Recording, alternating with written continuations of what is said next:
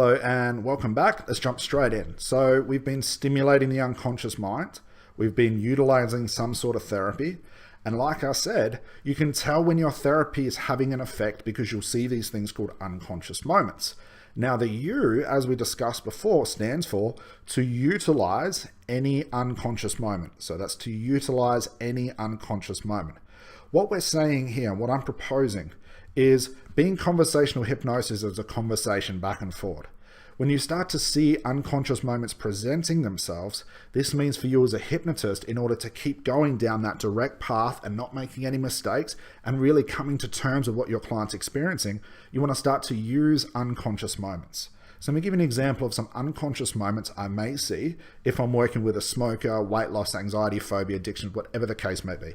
Let's say, for example, I'm working with Joe Bloggs. Joe's got his eyes closed. I can see he's in trance because he's giving me unconscious moments. I'm starting my therapy. I might be telling a therapeutic story. And as I'm telling a story maybe about success, happiness, overcoming adversity, while Joe's deep in trance, I see him start to smile. It's at this point I can tell that the story I'm telling is connecting with Joe. So I'm going to keep an eye on Joe. If I see him start to smile, I want to utilize that unconscious moment. The best way to utilize that unconscious moment is to draw attention to it. Remember, fuel. When I see an unconscious moment, I want to draw attention to it. If I fuel the unconscious moment, what do you think is going to happen? Well, you best believe that unconscious moment is going to grow. I want to make sure it's a positive unconscious moment, not a negative one. It's a positive one. So to use the example, Joe's smiling based on the story I'm telling him. I might say, that's it, Joe. Really enjoy yourself. Really smile because this is a wonderful thing you're doing today. So all I've done is drawn Joe's attention to it, even though he's in trance, and I'm going to exacerbate and grow that unconscious moment. And by saying to Joe, that's it, really smile, Joe, enjoy it, while he's actually doing that, it's going to help him enjoy it more.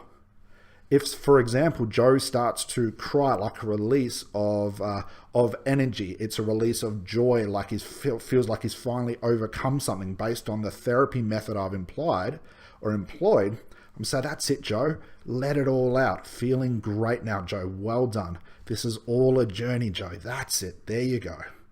So again, I'm drawing attention right at the moment I see an unconscious moment.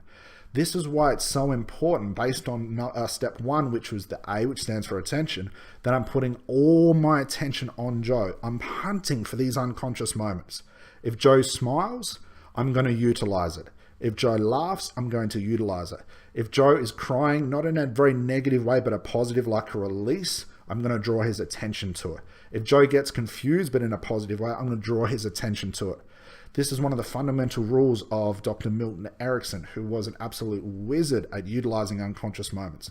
By looking and watching your clients and seeing these unconscious moments and talking directly to them and drawing attention to them so they fuel and get bigger, your clients will begin to think that you know exactly what to do for them. You know exactly what to say and when to say and how to say it. It's all based on the feedback you're getting with your clients. Now, feedback is really important. It doesn't mean your client's going to tell you at every step how they're feeling. You can actually tell more about what your client's doing physically and the emotions they're having, the unconscious moments they're exhibiting, and you'll be able to tell quick smart what's really going on inside their head. This is the unconscious moment in action. You are going to utilize every unconscious moment you see. So if you find yourself getting stuck of, what do I do next?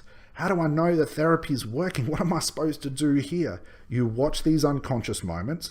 You need to learn to be very creative at this point, and it takes time. I understand this. This takes time to practice to get creative. The more you start to utilize these unconscious moments, the more you start to see what's going on with your clients and even hear them, because you can hear unconscious moments too. The more you start to utilize these unconscious moments, the more you start to really connect unconsciously with your client. This goes beyond just the simple rapport techniques. This goes beyond trying to be overly nice to your clients. When you can connect and really follow through with what your client's doing based on what you're utilizing that they're giving you, you will connect at such a deep unconscious level. It'll give your client an experience that they'll remember for their whole entire life. And when you're utilizing what your client gives you instead of what you think is best for your client, it is a lot easier to function as a hypnotist. Because instead of thinking what is best for my client, you wait for them to tell you in an abstract way. You wait for them to smile. You wait for them to release those tears. You wait for them to do this and do that, and you utilize accordingly.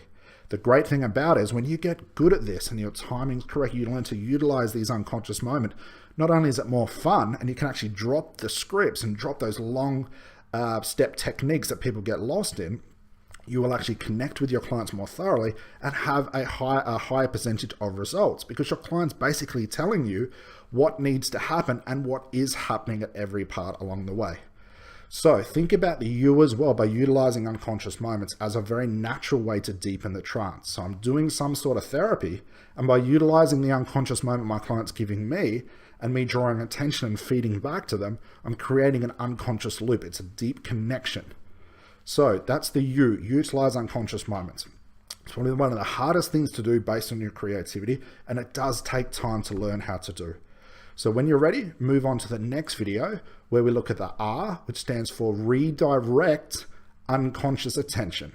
So when you're ready, jump over the next video. Let's get us started. Bye for now.